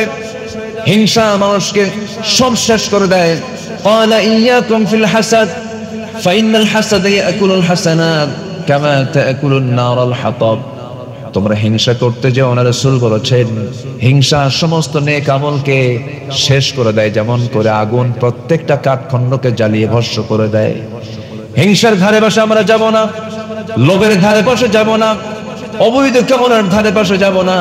আল্লাহ রাব্বুল আলামিন বলছেন, সফল যদি হতে চাও নফসকে শুদ্ধ করো, নফসকে পরিশুদ্ধ করো, নফসকে ঠিকঠাক করে ফেলে দাও। নাম্বার 2 চলে গেল, সময় কম। নাম্বার 3 হলো সত্যবাদী হওয়া। কি বাদী হওয়া? বলেন বলেন বলেন, কি ভাই? সত্যবাদী হওয়া। আমার দেশে সত্য সাক্ষ্য বেশি না মিথ্যা সাক্ষ্য বেশি? কোর্ট আদালতে কাছারিতে ওখানে কি সত্য সাক্ষ্য বেশি চলে না মিথ্যা সাক্ষ্য বেশি চলে? মিথ্যা সাক্ষ্য বেশি চলে। শুধু মিথ্যা সাক্ষী দিয়ে ভরপুর, উল্টা পাল্টা সব বিচারের রায়টা উল্টা পাল্টা। আর বিগত 16 বছরে যে বিচারগুলো ছিল এগুলো তোর কোনো হিসাবই নাই। অটো রায়। কি রায় বলেন? আল্লামা সাঈদী একজন মামলার সাক্ষী, তার যে বিরুদ্ধে মামলা হয়েছে সে মামলার সাক্ষীর জন্ম হলো 79 আর ঘটনা হলো 71। ঘটনা কি? 71। ঘটনা ঘটেছে 71 সালে আর সাক্ষীর জন্ম কোন সালে? 79 সালে। তাহলে সে দেখলো কেমনে? রুহের জগৎ থেকে দেখছে। এই 16 বছর আমরা যা দেখেছি, ফেরাউন পৃথিবীতে ছিল হলো 1600 বছর। 1600 বছরে তার কোনোদিন জ্বর হয়নি, কষ্ট হয়নি। এরা ছিল কত বছর? 16 বছর। সংখ্যার কিন্তু মিল আছে, কিন্তু কথা বলছে, সংখ্যারও কিন্তু মিল আছে, চরিত্রর মিল ছিল। ফেরাউনের একটাই নেশা ছিল, ক্ষমতা হারানো যাবে না, ক্ষমতা এটিকে থাকতেই হবে। মার পেট থেকে সন্তান কলাপ দিয়ে চিরে সন্তানকে বের করে হত্যা করা হয়েছে শুধু ক্ষমতাকে পাকাপোক্ত করার জন্য। বিগত 16 বছর তারা আলেমদেরকে ফাঁসির মঞ্চে ঝুলায় মেরে ওদের লক্ষ্য একটাই ছিল ক্ষমতাকে পাকাপোক্ত করা, কিন্তু আল্লাহ রাখেন নাই। কারণ আল্লামা সাঈদী বহুদিন আগে বলেছিলেন, 25 বছর আগে, তিনি যে আল্লাহ ওয়ালা ছিলেন আমার কাছে 100% মনে হয়। আপনার কি মনে হয় আমি জানি না। আল্লামা সাঈদী বলেছিলেন 25 বছর আগে, গাছের গোড়ায় নাড়া দেব, সোজা মামুনি দিল্লি গিয়ে পড়বা। কি লন্ডনে গিয়ে পড়ছে? আমেরিকা গিয়ে পড়ছে? কোথায় গিয়ে পড়ছে বলেন? যা বলেছিলেন সেখানে গিয়ে পড়েছে। সম্মানিত ভাইয়েরা, উনি বলেছিলেন বাংলাদেশে এমন একটি সময় আসবে এই ইসলাম বিরোধী শক্তিদের খুঁজে পাবে না। পায় নাই, কলার পাতায় শুয়েছিল। জানেন না আপনারা? মানে টিকতে পারে নাই। অতএব এই 56,000 বর্গ মাইলের এই সুজলা সুফলা শস্য শ্যামলা সোনার বাংলাদেশে ইসলাম বিরোধী কোন অপচক্রান্ত টিকসই হতে পারে না। সকল কিছুকে রুখে দাঁড়িয়ে আমাদের একটি কাজ সামনে পড়ে আছে, সেটা হলো কোন আইন মানে না আল্লাহর আইন ছাড়া। একমাত্র জমিনে চলতে হবে কার বিধান? কার বিধান? আল্লাহর বিধান। এটাকে মাথায় রেখে আমরা সামনের দিকে এগিয়ে যাই। আমাদের সাহায্যের জন্য কাউকে লাগবে না। আমাদের সাহায্যের জন্য কে যথেষ্ট বলেন? আসতে বলবেন না, কে যথেষ্ট? আল্লাহ যথেষ্ট। কিন্তু আমাদের শর্ত হলো সত্যবাদী হতে হবে। আল্লাহ রাব্বুল আলামিন বলেন, ইত্তাকুল্লাহ ওয়া কুলু কাওলান সাদীদা ইউসলিহ লাকুম আ'মালাকুম ওয়া ইয়াগফির লাকুম যুনুবাকুম ওয়া মান ইউতি'ইল্লাহা ওয়া রাসূলাহু ফাকাদ ফাযা ফাওজান আযীমা। জোরে বলুন আল্লাহু আকবার। সত্য কথা বলবে, সত্য পথে চলবে, এর উপকার হলো, এর ফলাফল হলো আল্লাহ তোমার সমস্ত ভুল আমলগুলো যদি করে থাকো আল্লাহ পাক এটাকে ইসলাহ করে দিবেন, সংশোধন করে দিবেন। এবং আল্লাহ বলছেন এই কাজ যদি করতে পারো আমি আল্লাহ তোমাকে মহা সফলতা দান করবো। জোরে বলি সুবহানাল্লাহ। ইমানদার জিহ্বায় কখনো মিথ্যা কথা আনতে পারে না। ইমানদারের জবান কখনো দুই রকম হতে পারে না। ইমানদার কখনো ওয়াদা ভঙ্গ করতে পারে না। ইমানদার কখনো আমানতের খেয়ানত করতে পারে না। ইমানদার কখনো যৌনাঙ্গের অবৈধ পথে যৌনাঙ্গকে ব্যবহার করতে পারে না। বিবাহ বহির্ভূত কোনো সম্পর্ক জড়াতে পারে না। ইমানদার ইমানদারি হবে, সবটা স্ট্যান্ডার্ড হবে, সে অত্যন্ত সতর্কতার সঙ্গে পা ফেলবে, অত্যন্ত যত্নশীল হয়ে জমিনে চলাফেরা করবে, সবার থেকে সে হবে ভিন্ন। ইমানদার কখনো অপচয় করতে পারে না। ইমানদার কখনো দুর্গন্ধ জাতীয় কোনো পরিবেশে যেতে পারে না। আমার দেশের মানুষ, সাধারণ মানুষ বেশি না বিড়ি খাওয়া মানুষ বেশি? বলেন কি খাওয়া মানুষ বেশি? বলেন যারা বিড়ি খায় তাদের গায়ের একটা গন্ধ আছে না? মিশকাম্বরের নাকি? মিশকাম্বরের গন্ধ, পচা পচা গন্ধ। ইমানদার এগুলোর সঙ্গে সম্পর্ক জড়াবে না। আল্লাহ কবুল করেন। জোরে বলি আমিন। আরো জোরে আমিন। 9টা শর্তের মধ্যে 3টা শর্ত হলো, সংক্ষিপ্ত করে বলছি। নাম্বার 4 কই যান? বসেন বসেন। মাশাআল্লাহ, আলহামদুলিল্লাহ। এই দুটা কার? পোটা ছেলে আর নেতি ছেলে। বুঝলাম না তো, একটু বুঝায় বলেন। এটা মেয়ের ছেলে, ওর পোতা মানে হচ্ছে ছেলের ছেলে। মাশাআল্লাহ, ভাইয়ের তো কোনো কিছু বাদ না, অভাব তো। মাশাআল্লাহ, আলহামদুলিল্লাহ। আল মাল ওয়াল বানুনা জিনা। আল্লাহ আমার ভাইয়ের সব দিক থেকে এগুলোকে চক্ষু শীতলকারী বানায় দেন। জোরে বলি আমিন। আরো জোরে আমিন। এই ছোট্ট বাচ্চারা যদি এখানে দাঁড়ায় দাঁড়ায় বসে বসে যদি ওয়াজ শুনতে পারে, আর আপনার মধ্যে যদি ধৈর্য যদি ঘটে, আল্লাহ পাক মডেল হিসেবে এখানে পাঠায় দিয়েছেন। দেখ আমরা আছি। আল্লাহু আকবার বলেন। কোনো ঘুম নাই, একদম দেখেন না ছায়া আছে কেমন, একদম ডাকাতের মতো। ভয় লাগতেছে, একটা হুমকি স্বরূপ না? আলহামদুলিল্লাহ, খুব সুন্দর। আল্লাহ বড় আলেম বানায় দাও। জোরে বলি আমিন। আরো জোরে বললাম আল্লাহুম্মা আমিন। শত্রুর চোখে যেন আমরা, বাতিলের চোখে যেন আমরা আতঙ্ক হই, আল্লাহ কবুল করেন। জোরে বলি আমিন। পরে যেন আমাদের দেখে যেন আতঙ্কিত হয়। সম্মানিত ভাইয়েরা, তাহলে 1 নম্বর হলো ঈমান নেকামল। নাম্বার 2 হচ্ছে পরিশুদ্ধিতা, তাসকিয়াতুন নফস। নাম্বার 3 হচ্ছে সত্যবাদী হওয়া। আমরা সত্যবাদী হব। জোরে বলি ইনশাআল্লাহ। নাম্বার 4 হলো তাকওয়া অর্জন করা। কি অর্জন করা বলেন তো? তাকওয়া। তাকওয়া মানে হলো বেঁচে থাকা। কি থেকে বেঁচে থাকা? হারাম থেকে বেঁচে থাকা। কি থেকে বলেন তো? হারাম। সুদ খাওয়া যাবে না। সুদ তো নাই না? আছে। সুদ আছে ভাই? আছে। সুদও আছে। বিসমিল্লাহ কয়ে খাবেন। সুদের ধারে পাশে যাওয়া যাবে না। সুদের ধারে পাশে যাওয়া যাবে না। এই লোকটা উঠলো কেন? উনি কি সুদ টুদ খায় নাকি? তো বসেন না কেন? একটু বলার সময়, যাওয়ার সময় চিন্তা করবেন সুদের ওয়াজ হচ্ছে, এই সময় গেলেই তো ভাববে যে আমি এই লোকটা সুদ খাই না। বসে সুদের ধারে পাশে আমরা যাব না ইনশাআল্লাহ। সুদ খাওয়া কি হারাম। আরো জোরে, আরো জোরে, আরো জোরে। হারাম। সুদের ওয়াজ যদি কিয়ামত পর্যন্ত করি, সমাজ থেকে কি সুদ বন্ধ হবে না? বন্ধ হবে কোথায়? পার্লামেন্টে। আল্লাহু আকবার, কি সুন্দর করে বললেন। সারা জীবন ওয়াজ করে সুদ বন্ধ হবে না। জেনা বন্ধ হবে না। আল্লামা সাঈদী রাহিমাহুল্লাহ বলেছেন, কোন এক বক্তৃতায় সরাসরি আমি শুনতেছিলাম, কোথায় যেন পল্টন হবে মেবি, উনি বলছিলেন, শুনুন আমার ভাইয়েরা, 3 যুগ ধরে ওয়াজ করলাম, 36 বছর চলে, 2003 সালের দিকে এই কথা বলেছিলেন তিনি। 36 বছর ধরে কত ওয়াজ করলাম, সুদও কমে নাই, জেনাও কমে নাই, মদের বোতল কমে নাই, দিন দিন বেড়ে চলেছে। এই ওয়াজ কিয়ামত পর্যন্ত করলেও কোনো কাজ হবে না, কিন্তু অতি সহজে এই মদের বোতল বন্ধ হয়ে যাবে, সুদের কারবার বন্ধ হয়ে যাবে যদি সুদের বিরুদ্ধে আইন পাশ করে, যদি যাকাত ভিত্তিক আইন যদি প্রতিষ্ঠা করা যেতে পারে। জেনা বন্ধ হয়ে যাবে, জেনার লাইসেন্স যদি বন্ধ করে দেওয়া হয়, জেনা বন্ধ হয়ে যাবে। মদের দোকান বন্ধ হয়ে যাবে, মদের লাইসেন্স যদি বন্ধ করায়, মদের দোকান বন্ধ হয়ে যাবে। আমার বন্ধুগণ, জায়গা মতো ইসলাম পৌঁছে যাক, সবাই চান তো নাকি? সবাই চান নাকি? আমার বন্ধুরা, আল্লাহ বলছেন, রাষ্ট্র ক্ষমতায় যারা আসবে তাদের জন্য আমি 4টা আইন দিলাম, 4টা দফা দিলাম। রাষ্ট্র ক্ষমতা পাবে, 4টা কাজ করবে। এই 4টা কাজ করার জন্য যে দল, সেই দলকে আপনারা সমর্থন দিবেন। নাম্বার 1 হলো নামাজ যারা কায়েম করবে, যাকাত যারা আদায় করবে, সৎ কাজের যারা আদেশ দেবে, অসৎ কাজের যারা বাধা দেবে। এই 4টা কাজ যারা রাষ্ট্র ক্ষমতা পেলে পরে 4টা কাজ যারা করবে, তারাই হচ্ছে মুসলমানদের পক্ষের, তারাই হচ্ছে ইসলামের পক্ষের শক্তি।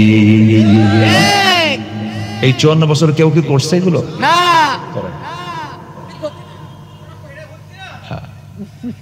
কি বললো এটা? পেটে পড়তে না, পেটে পড়তিছে না। ও পেট এখনো খালি আছে, আচ্ছা, আপনাদের কথাগুলো খুব মিষ্টি কথা। হায়রে হায়রে, আমার কৃষক কি পরিশ্রম গুলো করলো, সাদা মানুষ কালো হয়ে, কৃষক কত কষ্ট করে দেশটা আগায় দিল। শ্রমিক সীমিত মূল্যে শ্রম দিয়ে দেশের টাকা, দেশের অর্থনীতিকে ডেভেলপ করলো। প্রবাসীরা, সাতক্ষীরা অনেক প্রবাসী আছে না বাইরে, দেশের বাইরে, প্রবাসীরা কত কষ্ট করে একটা ছোট্ট ঘরের ভিতরে একটা চকিকে 3 তালা বানায়। 3 তালায় একদম উপরে নিচে একটা রুমের মধ্যে গিজি গিজি করে, মুরগির সংখ্যা যা, মানুষের সংখ্যা তার চেয়ে বেশি, একটা ঘরের ভিতরে এত কষ্ট করে ঝুলন্ত পাখির মতো ঝুলন্ত হয়ে বিল্ডিং এর কনস্ট্রাকশনের কাজ করে প্রবাসীরা টাকাগুলো রেমিটেন্স দেশে পাঠালো, দেশকে সামনের দিকে আগায় দিল। সবগুলো অশিক্ষিত, শ্রমিক অশিক্ষিত, কৃষক অশিক্ষিত, প্রবাসী অশিক্ষিত, ওরা দেশকে আগায় দিল। আর দেশকে পিছায় দিল কারা? চরিত্রহীন নেতারা, যারা দেশের টাকা বাইরে প্রচার করেছে। রাজনীতি করার কোনো অধিকার থাকতে পারে না।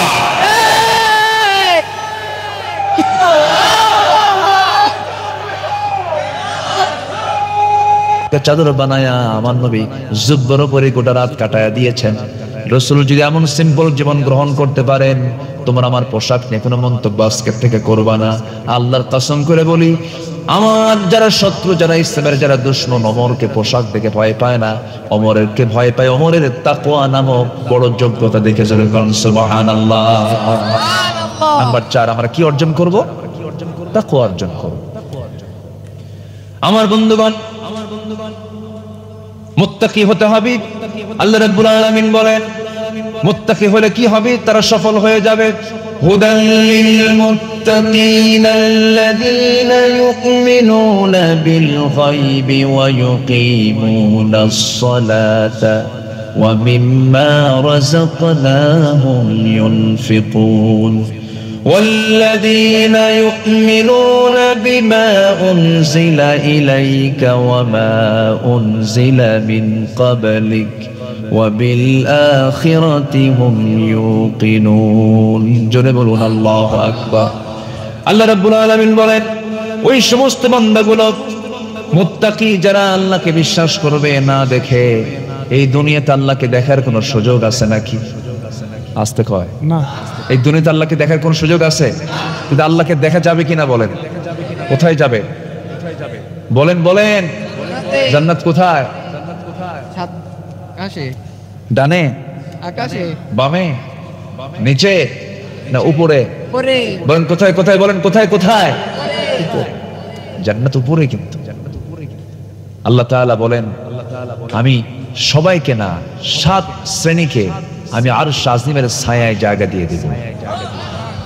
আরশ আজিম কি ডানে বামে নিচে না উপরে? কোন বিমানে চড়বেন বলেন? হ্যাঁ, কোন বিমানে চড়বেন বলেন? ইমান। বিমান না ঈমান? আল্লাহু আকবার, কি সুন্দর করে মিলাই দিল। দেখেন ওয়াজকে শুধু আমি পারি, কি সুন্দর মিলাই দিয়েছে। কোন বিমান না, ঈমান নামক শক্তি নিয়ে আমরা আল্লাহর আরশ আজিমে ছায়া নেব। জোরে বলি ইনশাআল্লাহ। ইনশাআল্লাহ। জোরে বলি ইনশাআল্লাহ। ইনশাআল্লাহ। জান্নাতে যেতে হবে আমাকে আপনাকে। জান্নাতে গিয়ে আমরা আল্লাহকে দেখব। বাড়িতে গেলাম দাওয়াত, কোন একটা বাড়িতে গেলাম দাওয়াত আমাকে দিয়েছে, বাড়িওয়ালা আমাকে সব কিছু খাওয়ায় দিল, বিরিয়ানি, জর্দা, দই, মিষ্টি সবকিছু খাওয়ালো আমাকে, কিন্তু বাড়িওয়ালার সঙ্গে সাক্ষাৎ হলো না। বাড়িওয়ালা আমার সঙ্গে কথাই বললো না, বাড়িওয়ালা আমার সঙ্গে সুন্দর আচরণ করলো না। আমার খাওয়া কোনোটাই আমার কাছে লাগবে না, আমার কিছুই পরিতৃপ্তি হবে না। কিন্তু একটা গরিবের বাড়িতে আপনি মেহমান হয়ে গেলেন, আদা সিদ্ধ ডাল ভর্তা খাওয়ালো, কিছু ভাজি ভুজি খাওয়ালো, তেমন কিছু খাওয়াতে পারলো না। কিন্তু বাড়িওয়ালা বলছে, ভাই আপনি আসতেন, খুব খুশি হয়েছে বড়, আপনার কি খেদমত করতে পারলাম জানি না, আমাকে মাফ করে দিয়েন। আমি আপনার জন্য যতটুকু খেদমত করেছি আপনি কিছু মনে করবেন না। বলুন তো, ওই পোলাও, বিরিয়ানি, জর্দা খাওয়ার চাইতে এই ভর্তা খাওয়ারই মজা বেশি, ঠিক কিনা বলেন? জান্নাত পেলাম আমি, বিশাল জান্নাত পেলাম, কিন্তু আল্লাহ কি পাইলাম না। আল্লাহর সাক্ষাৎ হলো না, সেই জান্নাত আমার জন্য জান্নাত হবে না। আল্লাহ বলছেন, বান্দারে তুই জান্নাতে ঢুকবি, আমি মেহমানদারি করব, আমি নিজে তোর সামনে দাঁড়ায় দাঁড়ায় কথা বলবো। যেরকম সুবহানাল্লাহ। আল্লাহ বলছেন, ফামান কানা ইয়ারজু লিকা রাব্বিহি ফালইআমাল আমালান সালিহান ওয়ালা ইউশরিক বিইবাদাতি রাব্বিহি আহাদা। আমার সঙ্গে সাক্ষাৎ করতে চাও, নেক আমল করে আসো, শিরিক মুক্ত হয়ে আসো, আমি আল্লাহ নিজে তোমার সঙ্গে লেখা সাক্ষাৎ দিয়ে দেব। সুবহানাল্লাহ। দুনিয়াতে আমরা আল্লাহকে দেখতে পাবো না, আল্লাহকে দেখার মতো সেই যোগ্যতা আমার দুনিয়াতে নাই। এই চর্মচক্ষু দিয়ে আল্লাহকে দেখার মতো ক্ষমতা আমরা রাখি না, আমরা দেখতে পাবো না। নবীরাও দেখতে পান না। একজন নবী দেখতে চেয়েও ব্যর্থ হয়েছেন, সেই নবীর নাম কি বলেন? এত তাড়াতাড়ি বাড়িকে আশেপাশে নাকি? এত সুন্দর করে বলেন, মুসার নামটা বললেন, কেন জানলেন, কেন বুঝলেন? কারণটা হলো কোরআন তাকে চেনায় দিয়েছে। এই কোরআনে মুসার নাম আছে না নাই বলেন? সবচেয়ে বেশি নাম মুসার নামটাই আসছে, অথচ কোরআন নাজিল হয়েছে আমার নবীর উপর, আমার নবীর নামটা কম আসছে, কিন্তু মুসার নামটা বেশি আসছে। এক্সাম্পল দেওয়া হয়েছে, এত দামি নবী মুসা আলাইহিস সালাম ছিলেন, অনেক দামি পয়গম্বর তিনি ছিলেন। আল্লাহর সঙ্গে তিনি কথা বলতেন, ডাইরেক্ট কথা বলতেন, অডিও কলে কথা বলতেন। একদিন বলতে বলতে বলছে, আল্লাহ শুধুমাত্র অডিও কলে কথা বলি, দেখা হয় না। আল্লাহ শুধু কথা বললেই কি হবে না, কিন্তু দেখবো আমি তোমারে। আল্লাহ বলছেন, অডিও কল চলবে, কিন্তু দুনিয়াতে ভিডিও কল নট অ্যালাউ। এই কথা কি বুঝতেছ না? ভিডিও কল নট অ্যালাউ হবে না, তোমার ফাংশনই পাবা না। কিন্তু মুসা আলাইহিস সালাম বড় একটু জিদ্দি ছিলেন, যা বলতেন তিনি তাই করে ছাড়তেন। বলতেন, আল্লাহ তুমি যেটাই বলো না কেন, বলে ফেলছে যখন চেষ্টা করে ছাড়াবো। আল্লাহ বলেন, লেন তারানি, আমাকে দেখতে পাবে না। আল্লাহ দেখার চেষ্টা করি দেখি, চেষ্টা করে ব্যর্থ হলে কোনো আফসোস নাই। তুর পাহাড়ে আয়, ওয়াত্তিন ওয়াসসাইতুন ওয়া তুরি সিনিন ওয়া হাযাল বালাদিল আমিন। তিনি বলছেন, আল্লাহ এত কাছে পাহাড় আছে, কোন পাহাড়ের নাম নিলা না, এত দূরের পাহাড়ের নাম নিলা। ভাবছো মুসা যাবে না, মুসা ছেঁচড়া কম না, তাও যাবে। যেরকম সুবহানাল্লাহ, আল্লাহু আকবার। চলে গেছেন, দেখতে গিয়েছেন, আল্লাহর সঙ্গে দিদার করতে গেছেন। পায়ে ছিল জুতা, আল্লাহ বললেন জুতা খুলে আসো। জুতা খুলেছেন, তিনি জুতা খুলতে ভুলে গিয়েছিলেন। কিন্তু আমার হাবিব, আমার নবীজি, আমার রাসূল আল্লাহর আর শাজিম যখন গিয়েছেন, জুতা খোলার জন্য পায়ে হাত দিয়েছেন। আল্লাহ বলছেন, আমার হাবিব জুতায় পা দিবেন না, জুতায় হাত দিবেন না। আপনার জুতার আমরা আপনার জুতার ধুলা নেবার জন্য আমার আরশ আকাঙ্ক্ষিত হয়ে আছে। আল্লাহু আকবার। আমার নবীর দামটা কত! আল্লাহ রাব্বুল আলামিন নিজের পরিচয় দিতে নিয়ে বলেছেন, আলহামদুলিল্লাহি রাব্বিল আলামিন। আর আমার নবীর পরিচয় দিয়েছেন, ওয়ামা আরসালনাকা ইল্লা রাহমাতাল লিল আলামিন। আল্লাহু আকবার। সে রাসূলকে মহব্বত করার দরকার আছে না নাই ভাই বলেন? মহব্বত কি আছে? দরকার আছে, দরকার আছে। মহব্বত নিজের জীবনের চাইতে কম না বেশি? আমার বন্ধুগণ, একটু কান লাগান। সফল হওয়ার জন্য 9টা শর্ত বলেছিলাম। 1 নম্বর হলো ঈমান, নাম্বার 2 হলো বলেন কি নফসের শুদ্ধতা পরিশুদ্ধিতা, নাম্বার 3 হলো সত্যবাদী হওয়া, নাম্বার 4 হলো তাকওয়া অর্জন করা। তাকওয়া অর্জন করার জন্য শর্ত হলো মুত্তাকি হওয়ার জন্য 5টা শর্ত। নাম্বার 1 হলো আল্লাহকে বিশ্বাস করব দেখে না, না দেখে। বলেন বলেন, দেখে না, না দেখে? না দেখে।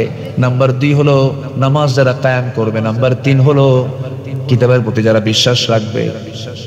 আল্লাহ রাব্বুল আলামিন বলেছেন নাম্বার 4 হলো আল্লাহ রাব্বুল আলামিন বলেন প্রথমে আল্লাহকে বিশ্বাস করতে হবে না দেখে, নামাজ কায়েম করতে হবে, এরপরে আমি যে রিজিক দিয়েছি সেই রিজিক থেকে কিছু অংশ আমার পথে খরচ করতে হবে, কিতাবের প্রতি বিশ্বাস আনতে হবে, আখিরাতকে মানতে হবে। উলাইকা আলা হুদাম মির রাব্বিহিম ওয়া উলাইকা হুমুল মুফলিহুন। জোরে বলুন আল্লাহু আকবার।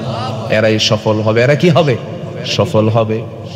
নাম্বার 5 হলো কোন বান্দা সফল? নাম্বার 5 হলো যারা ধৈর্যশীল। ধৈর্যশীলতা আছে যার, সফলতা আছে যার, আছে তার। ধৈর্যশীলতা যার নাই, সফলতা তার নাই, কখনো হবে না। বলুন তো ভাই, ব্যবসা আগে না ধৈর্য আগে? কাপড়ের দোকানদার কাপড় বিক্রি করে, কাস্টমার চলে আসছে, গেঞ্জি একটা কিনবে, এক গেঞ্জি দেখেই কেনে না, আরো গেঞ্জি দেখে, কতগুলো গেঞ্জি দেখে, 10-12টা গেঞ্জি দেখার পর সে গেঞ্জি কিনলো না, পছন্দ হয় নাই। আপনি খেপে গিয়ে বলেন কেন নিয়ে যা, 10টা দেখালি কেন?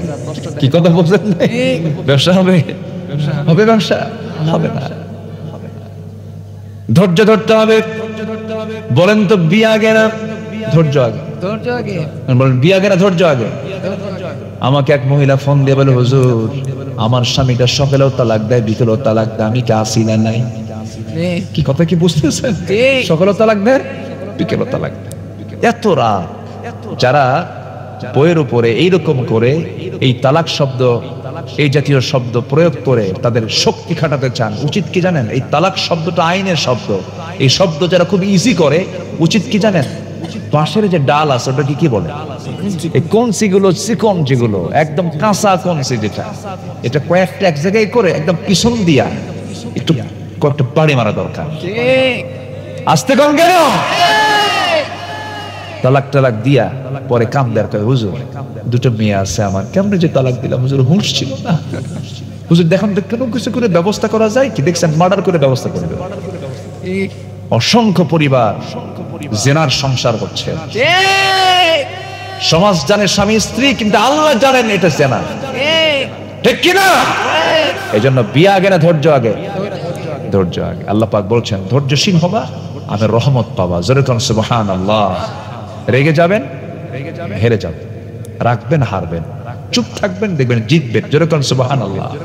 খেপে গেছে একজন, খেপতেছে, খেপে লাভ কি? খেপার কোনো ফলাফল নেই।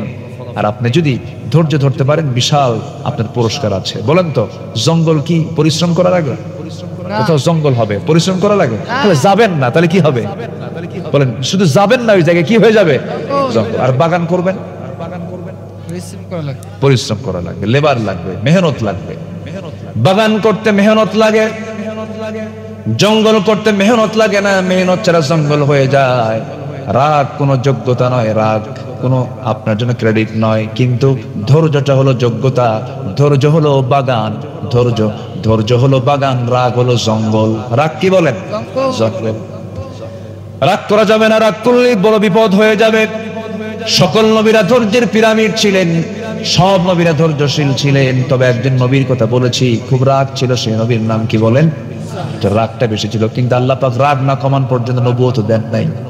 নবুয়ত দেন নাই, রাগ আগে কমাও। মারছেন থাপ্পড় এক ফেরাউনের লোকের, এক থাপ্পড় মারো সারা মরে যাও সারা। আল্লাহ কয়, আল্লাহ এটা কাম করলা তুমি? দেখছেন থাপ্পড় মারছে কিন্তু মুসা, থাপ্পড় মেরে আল্লাহ তুমি এটা কাম করলা কেন? থাপ্পড় মারছে ও যেন ঠিক হয়, একটা আদব বেদব টাইপের আদব ঠিক করার জন্য থাপ্পড় মারলাম। মারছে থাপ্পড়, তুমি মেরে ফেলে দিলা, মার্ডার তো তুমি করলা। আল্লাহ বলে শোনো, যা করছো করছো, আর কিছু কইও না, দেশ ছাড়ো। ফেরাউন তোমারে ছাড়বে না। উনি দেশ ছাড়লেন, হিজরত করে চলে গেলেন। এমন জায়গায় গেলেন কেউ তাকে চেনে না, প্রচন্ড ক্ষুধা। কূপের পাশে দাঁড়ালেন, পানি তুললেন, খাইলেন, তৃষ্ণা নিবারণ হলো। 2 মহিলা এসে দাঁড়ায় আছে, হাতে বালতি নিয়ে কূপ থেকে পানি তুললো। তোলে না, বলেন দাঁড়ায় থেকে কি করো মহিলা মানুষ, নাও পারে নিয়ে যাও। আমরা পারবো না, শক্তির প্রয়োজন, পুরুষ মানুষ লাগবে, ঢাকনা আমরা টান দিতে পারবো না। উনি বালতিটা হাতে নিয়ে বললেন দাও। ধারে গেলেন, বালতিতে হাত দিলেন, এমন যে ফিকা মারলেন, ছিটকে পড়ে গেল 14 হাত দূরে। মহিলা দুজন থরথর করে কাঁপে, আর মানুষ বলে এটা মানুষ না অন্য কিছু, কেমনে সম্ভব? সকল নবীরা দুর্বল না শক্তিশালী? সকল নবীরা দুর্বল না শক্তিশালী? আমার নবীকে আল্লাহ পাক দিয়েছিলেন 100 পুরুষেরও বেশি শক্তি, তাও জান্নাতি পুরুষের। ঢাকনা টান দিলেন, পানি তুলে দিলেন, যাও বাড়িতে চলে যাও। সন্ধ্যার পরে মেয়েরা বাইরে থাকতে নেই, যাও বাড়িতে চলে যাও। পাঠায় দিয়েছেন বাড়িতে। বুড়া বাপ বলে যে এত তাড়াতাড়ি আসলে কেমনে মা? বলতেছে যে আব্বা কফিউন আজিজ, শক্তিশালী এক যুবক দেখলাম, খুব শক্তি, ঢাকনায় হাত দিল আর ছিটকে পড়ে গেল। বুড়া বাপ বলে শোনো আমার বড় মেয়ে, কালকে যাবে আমার সালাম দিবা, আর ওই যুবককে বলবে আবুনা শাইখুন কবির, আমাদের বাপ বুড়া মানুষ, চোখে দেখে না, একটু আপনাকে দাওয়াত দিয়েছে, সে চলে আসবে, যাও। চলে গেছে। পরের দিন এরকম করে বলছে, তো বলতেছে আমি তো চিনি না, আমি বাড়ি যাবো কেমনে? আপনার বাড়িতে আমি চিনি না, আমি কেমনে, আমি তো চিনি না, আমি যাবো কেমনে?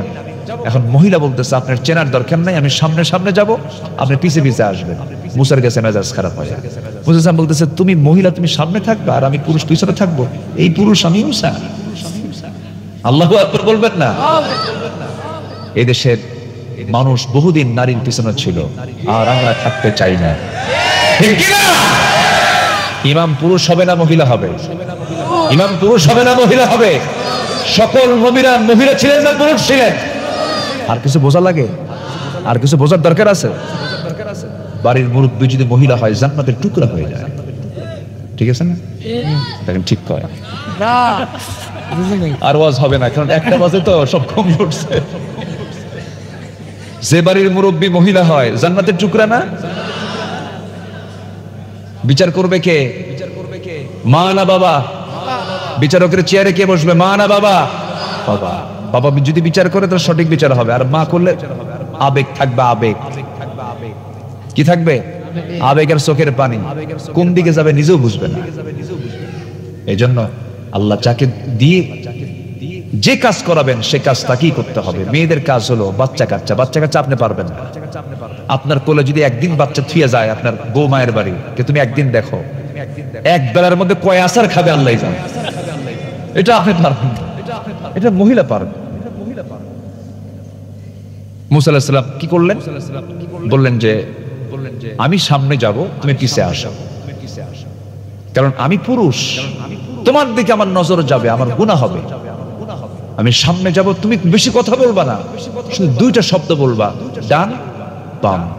ডান কখন বলবো? আমি যখন বামে যাব। আর বাম কখন বলবো? যখন আমি ডানে যাব। ভুল হলে শুধু বাম আর ডান, আর কোন শব্দ তুই বলবি না।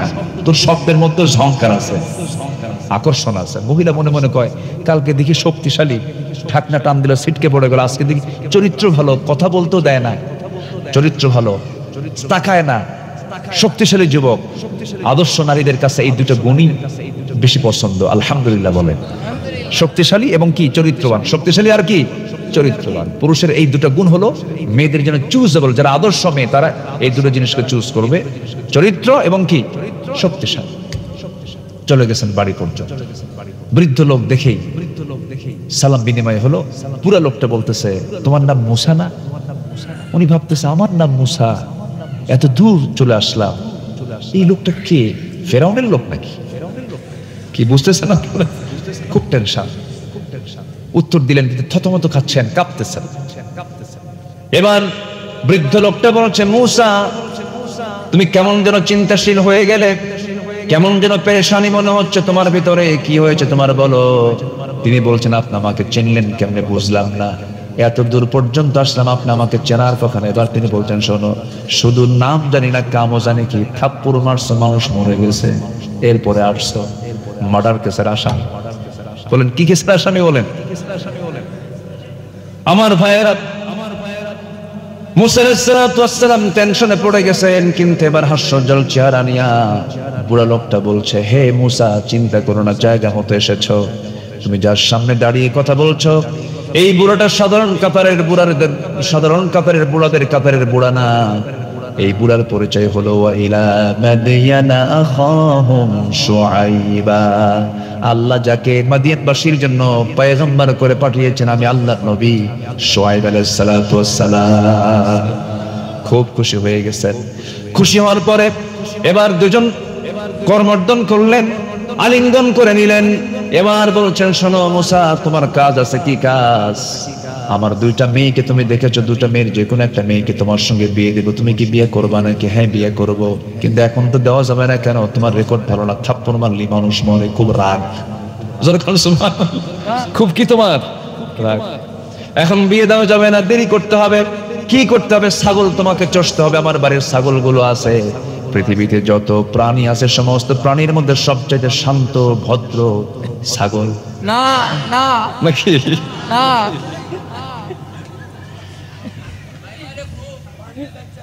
এই ছাগলকে দেওয়া হলো দায়িত্ব, রাগী লোকের কাছে দেওয়া হলো।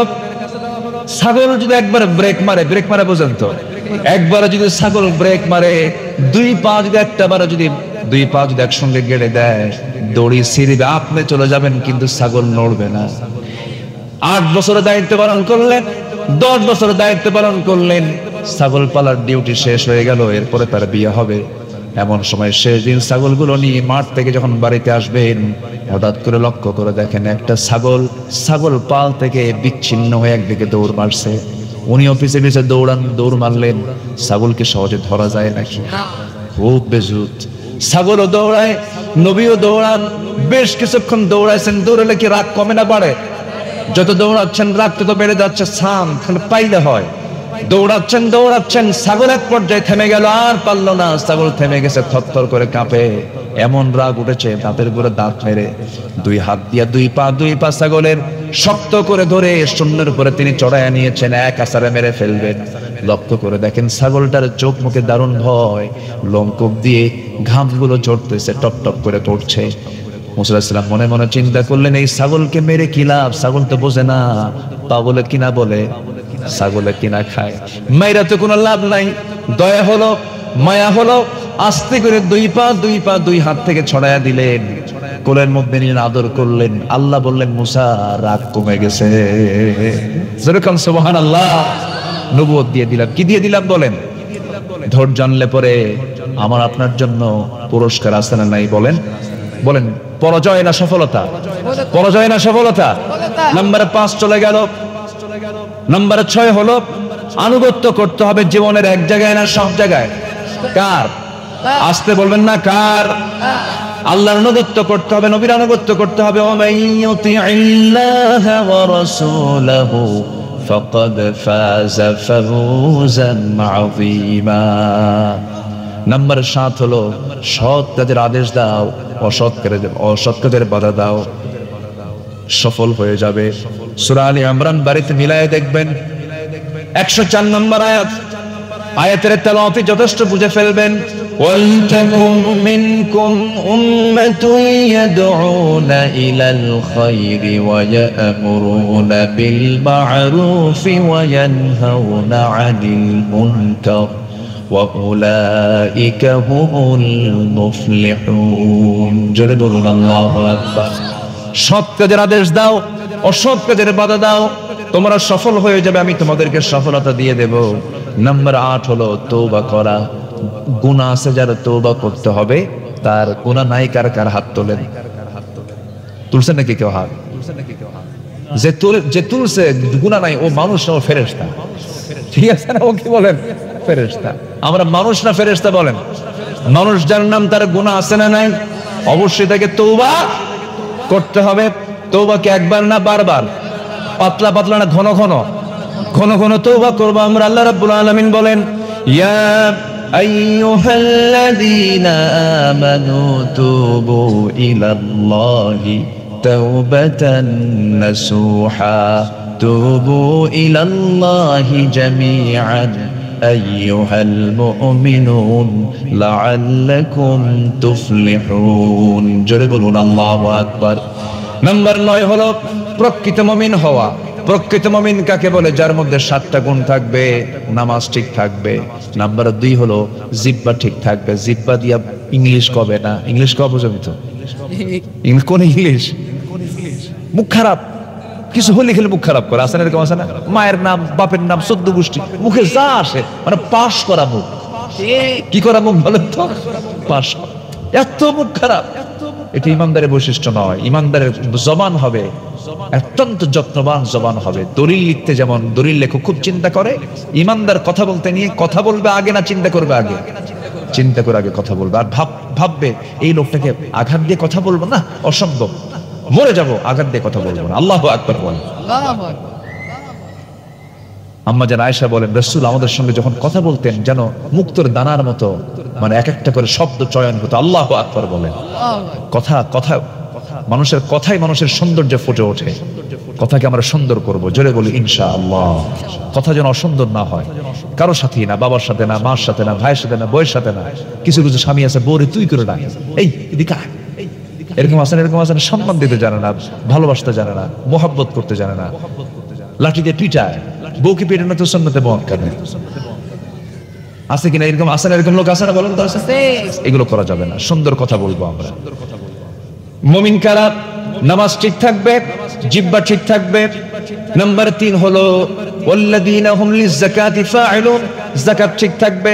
ওয়াল্লাযীনা হুম লিফুরুজিহিম হাফিযুন, লজ্জাস্থান ঠিক থাকবে। নাম্বার 5 হলো ওয়াদা ঠিক থাকবে। নাম্বার 6 হলো আমানত ঠিক রাখবে।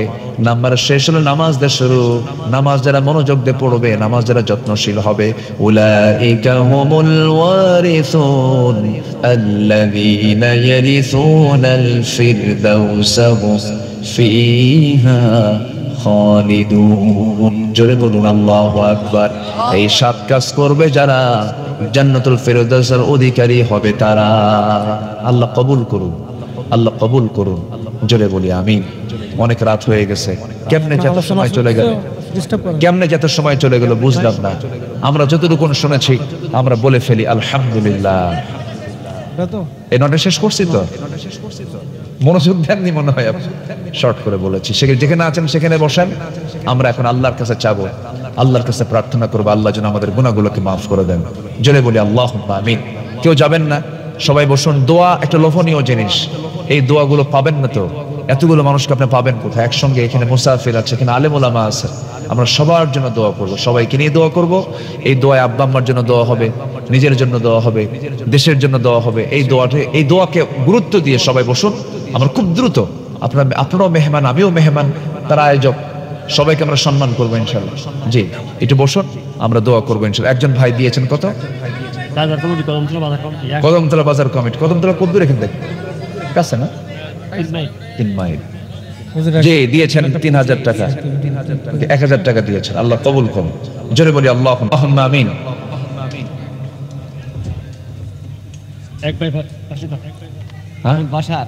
আবুল বাশার ভাই দিয়েছেন 500 টাকা। আল্লাহ কবুল করুন, নেক নেক মঞ্জুর করে আল্লাহ আপনাকে মাফ করো। জোরে বলি আল্লাহুম্মা আমিন। আর কে আছেন? আমরা সবাই দেব। আল্লাহ তুমি সবার এই দ্বীনের প্রতি আগ্রহকে তুমি আল্লাহ নাজাতের কারণ বানিয়ে দাও। জোরে বলি আল্লাহুম্মা আমিন। যে জিকির করেন সুবহানাল্লাহ ওয়ালহামদুলিল্লাহ লা ইলাহা ইল্লাল্লাহ লা ইলাহা ইল্লাল্লাহ সুবহানাল্লাহ ওয়ালহামদুলিল্লাহ। আর জোরে লা ইলাহা ইল্লাল্লাহ মুহাম্মাদুর রাসূলুল্লাহ সাল্লাল্লাহু আলাইহি ওয়াসাল্লাম। জি সম্মানিত ভাইরা, আমরা দোয়ার একদম কাছাকাছি পর্যায়ে চলে এসেছি। আমরা দোয়া করব। জি আসুন আমরা এখন দোয়া করি, আমরা আল্লাহর কাছে চাই। জি ভাই, আল্লাহুম্মা আমিন। ربنا ظلمنا أنفسنا وإن لم تغفر لنا وترحمنا لنكونن من الخاسرين। গভীর রাত, নিঝুম রাত, ঝিমানো রাত্রিতে হাজারো মুসলমান নরনারী নিয়ে তোমার কালামের 2-3টা আয়াতকে সামনে রেখে সফলতার শর্তগুলো কি কি এই বিষয়ে কিছু কথা বলেছি।